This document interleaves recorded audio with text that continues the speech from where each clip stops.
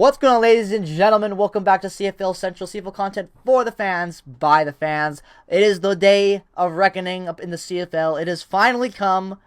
The Banjo Bowl, the 2022 Banjo Bowl. The Banjo Bowl. It is Jake. here. It is Get here. your banjos out. I am excited. Carter is excited. We already won round 1 of this matchup. Can we win round 2? Let's go into the preview for the 2022 Banjo Bowl, and we're going to start it off with the two-time defending champions. But oh, how could I forget? A word from BetStamp. But first, before we get into that, we got to talk about today's sponsor, which is BetStamp. Now, BetStamp is not a traditional sports betting website. It does not offer you one money line. It will actually offer you many money lines from a variety of sources and other betting websites. So that way you can make the most for every bet you make. So make sure when you download it from the App Store, or if you use the link in the description below to the website, you will use code CFL Central, so that way they know that you're coming from us and you're saving money. So that way you can make the most out of your bets and get the biggest possible payout instead of whatever just your app will offer you. So thanks again to BetStamp for sponsoring this video. Let's get back into it. Thanks again to BetStamp for being such an awesome sponsor for this channel. They're great people over there. Not only just with a great site and company, but just great guys to talk with and to communicate with. Way better than sponsorships I've dealt with in the past. So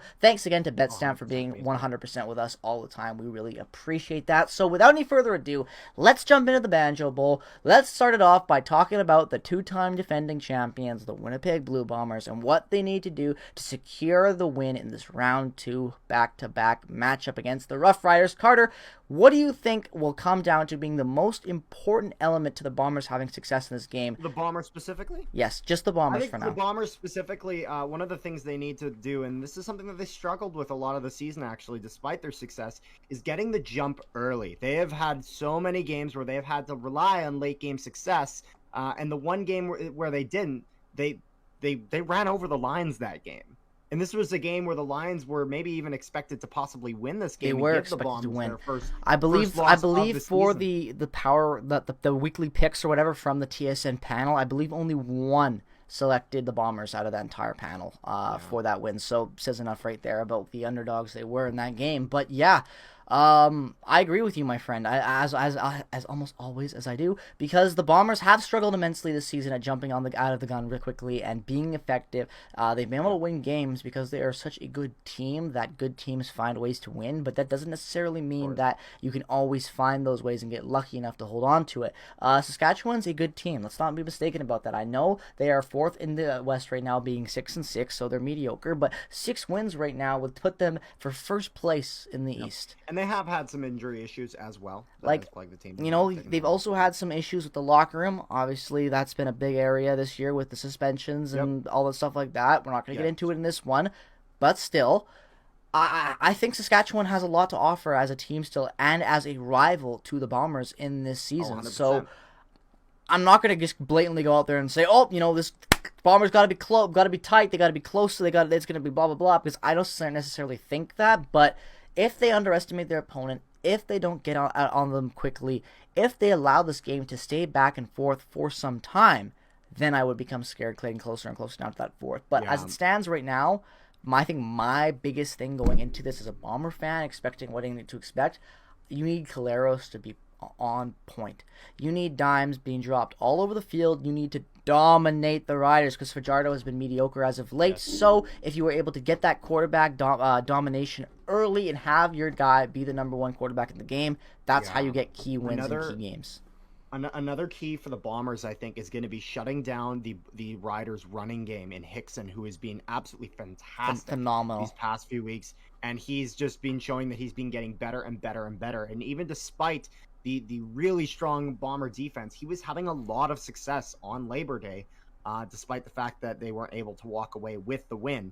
And so I think a key thing from the Bombers, and I can't imagine that O'Shea's not looking into this, is to make sure that they're shutting down that run game the second they can, and forcing Fajardo to go in the air, in which then another thing, the Bombers secondary needs to be able to pick those up. Bombers secondary kind of drifted back into what they looked like a little bit earlier this season, giving a little bit too much space and allowing those receivers to make those plays. So we need to make sure we're able to shut those down. Got to shut the running game down. and they got to pounce on the Riders early. Now, on the Riders side of things, they had quite a good game last week. Despite getting the loss, they really gave the Bombers a run for their money. And, you know, I've said this a lot of the times, is that despite where the Bombers and Riders are in the standings, Labor Day and Banjo Bowl are always going to be good games. Exactly. Always they're always at least somewhat close, some more than others.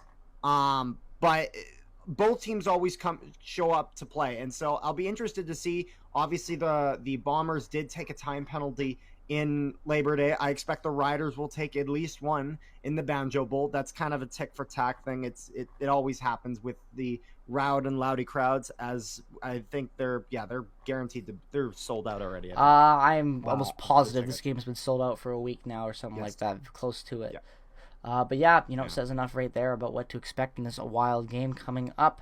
But yeah, man, I really think for me, the big thing for Saskatchewan, if they're going to want to get on this game and have a chance at winning it, just play clean. Don't do anything to upset the Bombers and to light a fire under their ass. Play the best football you can and just go out there and try to win. Don't look for any type of, extra plays. Don't look for these special moves and quarterback fakes. Don't go out there and try to be this team that you're not. Go out there and play simple, basic, structured football, and maybe you'll have a chance. But if you go out there looking to hurt, looking to injure, looking to just, play eccentric football at times, I think that will be a problem. Now, I'm not saying Saskatchewan's some goon squad. I'm just saying that there have been a lot of controversy about this team, and at times that's gotten the best of them. So if they got to keep that under control in a high emotions game. For sure. And this is something that I've chatted about actually with quite a big Riders fan himself. He has told me about this, that one of the biggest issues he's noticed with the team this year that has really costed them some key chances in some close games is just undisciplinedness, whether that's, not remembering the snap, going offside, getting procedure, just all these little things, they add up, and it could really annoy and take the focus off the guys. And so I think they really need to make sure that they're going to be disciplined going into this game and ensuring they don't make those mistakes, especially now as they're going to become more apparent now that time penalties are going to be a little bit easier to have with them being in enemy territory in Winnipeg. So I'm curious to see where this goes. I think, this really, a lot of years I will go 1-1. Last year I went 1-1, despite the Bombers actually finishing 2-0. I went 2-0 this year, simply because of I'm going to say extreme circumstances with the best season record I've seen in my lifetime by a team so far. And so I got to go with the Bombers for that reason.